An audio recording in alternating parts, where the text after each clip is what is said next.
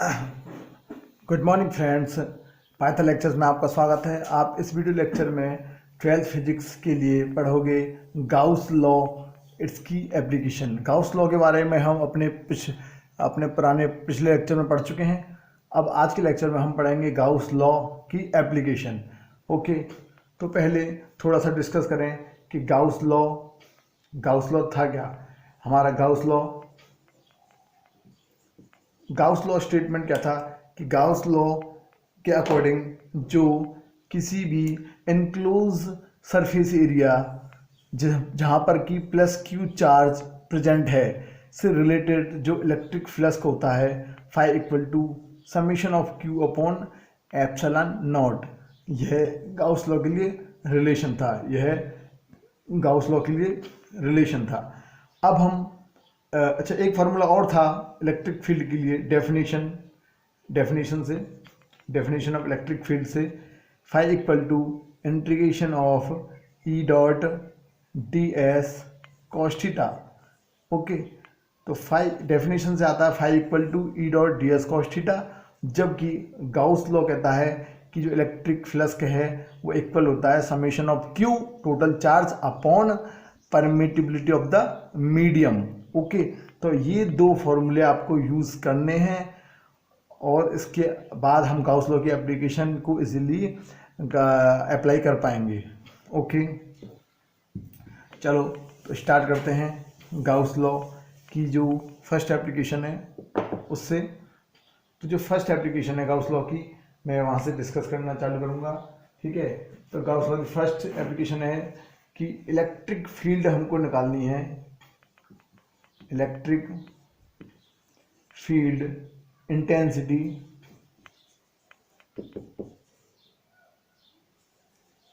Due to an infinite long line charge. Okay, हमें Gauss law की application use करते हुए इलेक्ट्रिक फील्ड मेजर करेंगे, इलेक्ट्रिक फील्ड इंटेंसिटी, जो कि एक इनफाइनाइट लॉन्ग वायर वाला एक चार्ज है। एक लॉन्ग वायर है जो कि वो चार्ज हो रखा है, उस पर हम इलेक्ट्रिक फील्ड इंटेंसिटी निकालेंगे।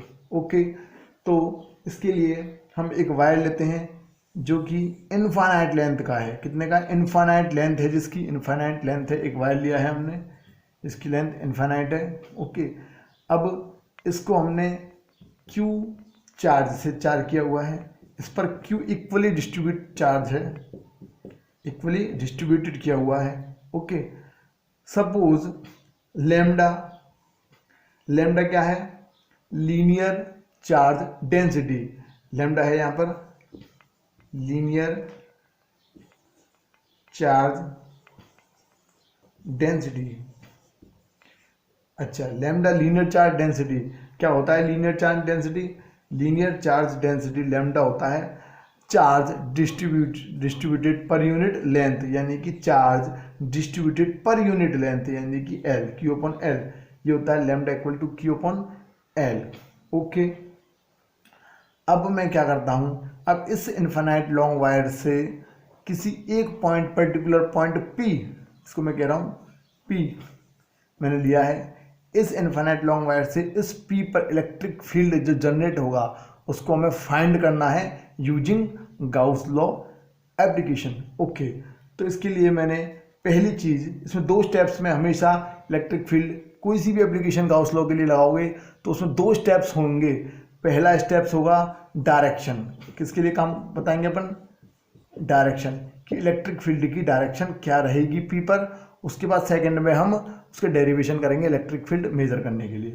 तो डायरेक्शन के लिए क्या करोगे? सपोज हमने एक स्मॉल लेंथ का, यानी कि DL, स्मॉल लेंथ DL का एक सैंपल लिया है। इसके बिल्कुल ही परपेंडिकुलर एक पॉइंट O से कुछ डिस्टेंस पर, सपोज हमने कुछ डिस्टेंस ली है, उस पर एक DL, एक स्मॉल लेंथ का एक वायर अज्यूम किया। सेम डिस्टेंस पर हमने इसके नीचे की तरफ भी एक DL जो है लेंथ का एक वायर हमने अज्यूम किया है। ठीक है, अब ये डिस्टेंस परपेंडिकुलर है, ध्यान रखना, ये डिस्टेंस परपेंडिकुलर लिया हमने। अब इस dl की वजह से, इस dl इस सैंपल लेंथ की वजह से इस पर जो इलेक्ट्रिक फील्ड की डायरेक्शन होगी वो इस डायरेक्शन में होगी। सपोज यह है डी इवन, ये क्या है डी इवन, dl की वजह से डी इवन, इस dl की वजह से इस पॉइंट P पर इलेक्ट्रिक फील्ड की डायरेक्शन होगी DE2, ठीक है। तो ये दो डायरेक्शन हो गई DE1 एंड DE2। अब चूंकि ये परपेंडिकुलर लेंथ दोनों ही ट्रायंगल में इक्वल है, ये डिस्टेंस दोनों ही ट्रायंगल में, ये भी डिस्टेंस दोनों ही ट्रायंगल में क्या है इक्वल है, तो ये थीटा होगा, ये भी क्या होगा थीटा होगा, ठीक है। तो इस तरह से मैं इसको लाइन को आगे बढ़ाऊंगा, ये भी थीटा एंगल और ये भी थीटा एंगल, ओके। अभी मुझे दो इलेक्ट्रिक फील्ड मिले हैं DE1 DE2। अब इस DE1 के दो कंपोनेंट होंगे, एक तो होगा horizontal DE1 cos theta, D1 cos theta होगा, और एक इसका होगा DE1 sin थीटा। इसी तरह से DE2 के लिए भी ये होगा DE2 sin थीटा, और ये होगा DE2 cos theta, DE2 cos theta.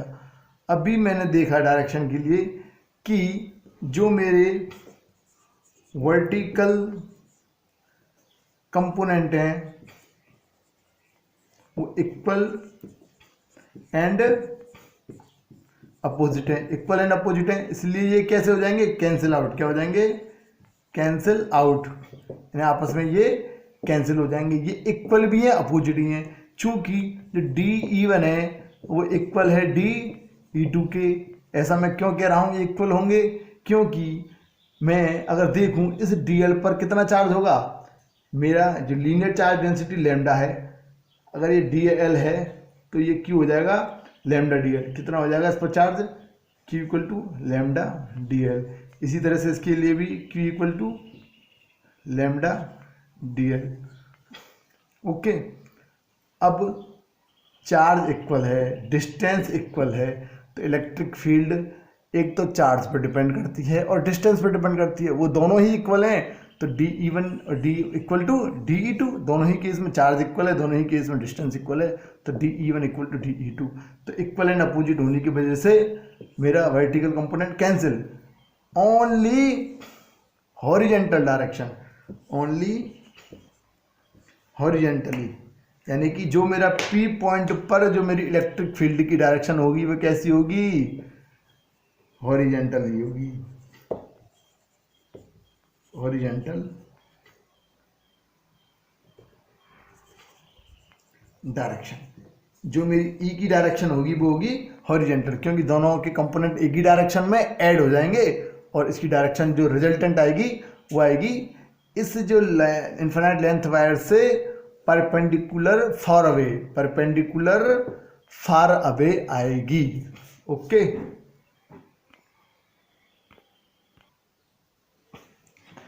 Okay friend, तो जो डायरेक्शन है वो मैंने निकाली अभी, तो जो रिजल्टेंट निकलेगी वो फार अवे, क्या निकलेगी फार अवे, ये याद रखना आपको, इस इनफिनिट वायर से फार अवे इसकी इलेक्ट्रिक फील्ड की इंटेंसिटी की डायरेक्शन हो गई, ओके। नाउ सेकंड स्टेप्स है, सेकंड स्टेप्स है वो कैलकुलेशन ऑफ इलेक्ट्रिक फील्ड इस वायर की वजह से क्या होगी, ओके।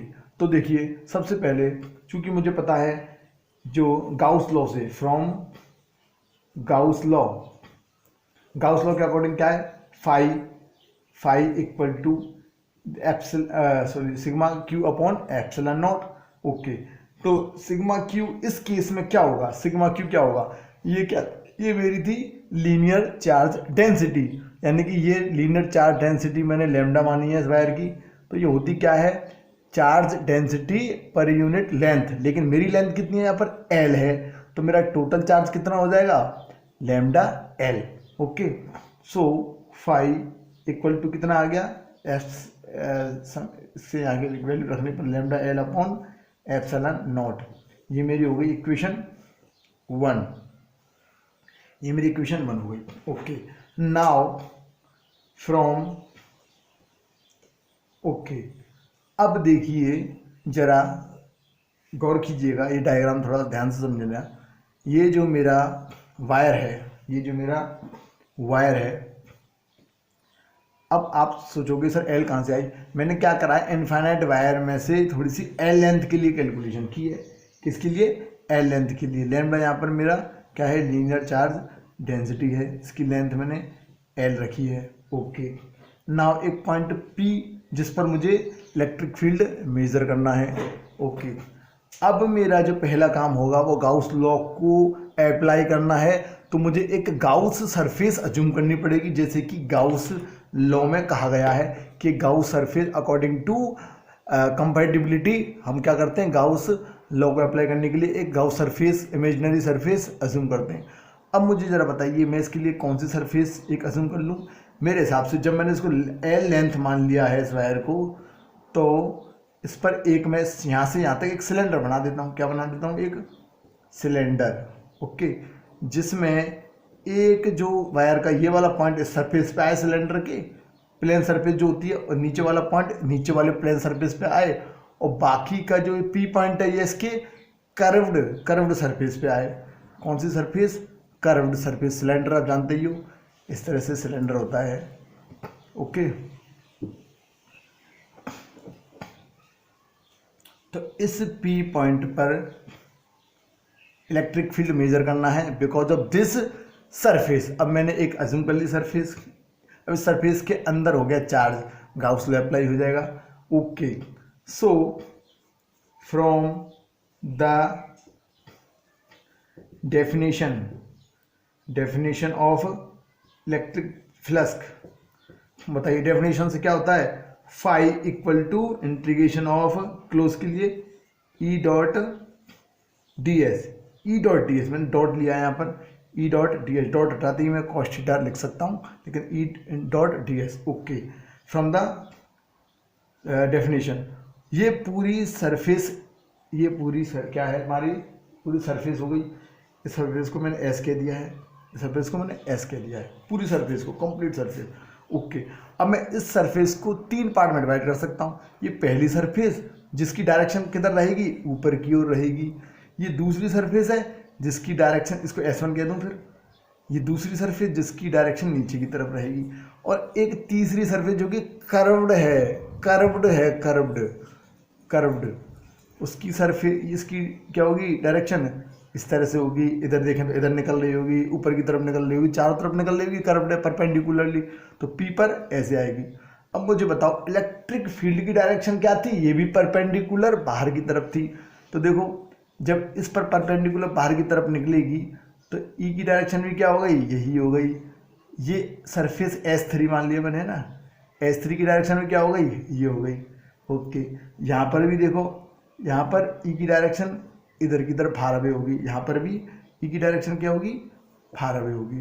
तो ये जो एंगल है इनके बीच में, ई और S1 के बीच में, ये हमें चाहिए एक्चुअल में cos थीटा के लिए, तो ये 90 डिग्री, ये भी कितना 90 डिग्री, ये कितना 0 डिग्री।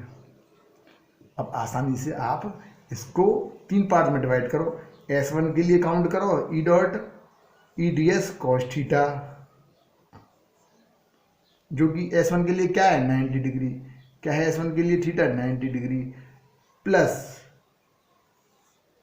S2 के लिए क्या है ई डॉट डी एस, S2 के लिए भी 90 degree cos 90 degree, plus integration S3 के लिए क्या है E D s cos 0 degree. ठीक है, अब जो मेरा फाई होगा ये क्या हो गया 0, कॉस 90 0, ये 0, कॉस 0 डिग्री 1। तो यानी कि मेरा फाइनली सिर्फ थर्ड वाले के लिए बचा है S3 E dot E into D S, E यहाँ पर बाहर आ जाएगा, समय integration of D S S3। अब मुझे ज़रा बताओगे S3 क्या था, S3 था कर्व्ड सरफेस एरिया, सिलेंडर का कर्व्ड सरफेस एरिया, और सिलेंडर जिसकी लेंथ L हो, ठीक है, जिसकी रेडियस जिसकी लेंथ एल हो, ओके, क्या होता है so 2 pi r l, 2 pi r l, ठीक है, okay, E 2 pi r l, okay. R क्या है यहाँ पर? आर डेफिनेटली हम थोड़ा डिस्कस करना इसमें रह गया कि जो आर जो है वो परपेंडिकुलर लेंथ है, रेडियस है, सिलेंडर की क्या है? रेडियस है, ठीक है, आर, ओके। तो इक्वेशन ये 2 आ गई, 5 equal to equation 2। Now equation 1 equal to equation 2, क्योंकि दोनों ही इलेक्ट्रिक फील्ड अपने अपने इलेक्ट्रिक फ्लक्स की डेफिनेशन से फॉर्मूले आए हैं, इक्वेशन आई है, इक्वेशन 1 और इक्वेशन 2 को इक्वल कर देंगे, दोनों ही 5 हैं। सो इक्वेशन 1 से क्या आया है हमारा? इक्वेशन 1 से आया है हमारा lambda L upon epsilon nought equal to, equation 2 से क्या आया है? 5 E 2 pi r l, okay. तो ये मेरे जो है फाइनली इक्वल आ गए। अब इसमें कुछ क्रॉस हो रहा है, कट रहा है, तो वो काट सकते हो, एल से एल कैंसिल आउट हो गया। तो यहाँ पर ई इक्वल टू क्या आ गया? E equal to lambda upon 2 pi epsilon nought r, okay. तो ये मेरा ई इक्वल टू आ गया। अब मैं क्या कर सकता हूँ? देखिए, हमें पता है चूंकि एक कांस्टेंट होता है ना, coulomb constant, 1/4 pi epsilon not, उसकी फॉर्म में कन्वर्ट करने के लिए मैं क्या कर दूँ? उसको 4 बना दूँ। 4 के लिए क्या करूँ?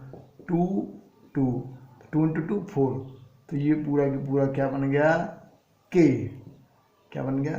के, यानी इसको लिखूँ 2 lambda upon 4 pi epsilon nought r, ये हो गया 2 लैम्डा अपॉन, ये बन गया के, यानी कि मैं लिख दूँ इसको 2 के लैम्डा, ये के 1 अपॉन, ये बन गया k upon r, okay.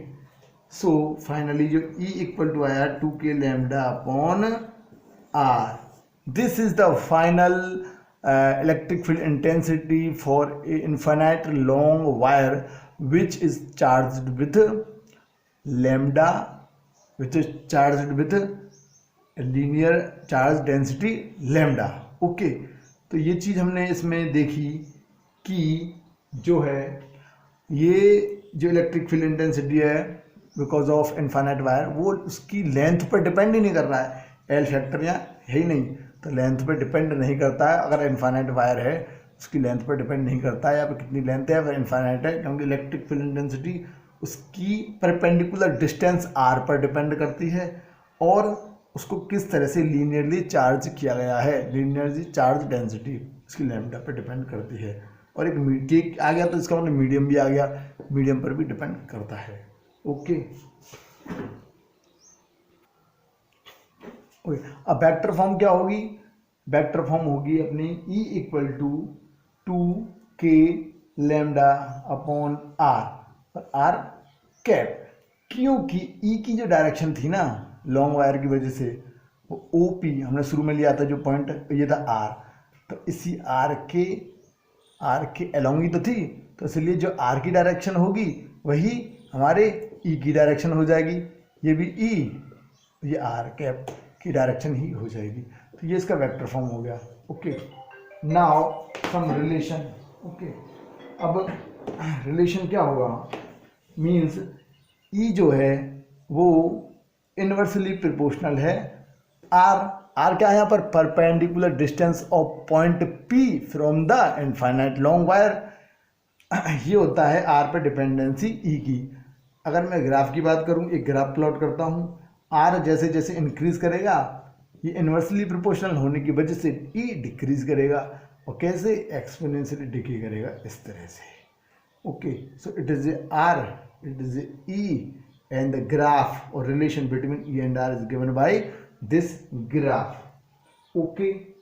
So that is the overall conclusion of this chapter, इस this वीडियो लेक्चर, कि आज हमने एक इनफाइनाइट लॉन्ग वायर के लिए electric field intensity using application of Gauss law draw की है, ओके।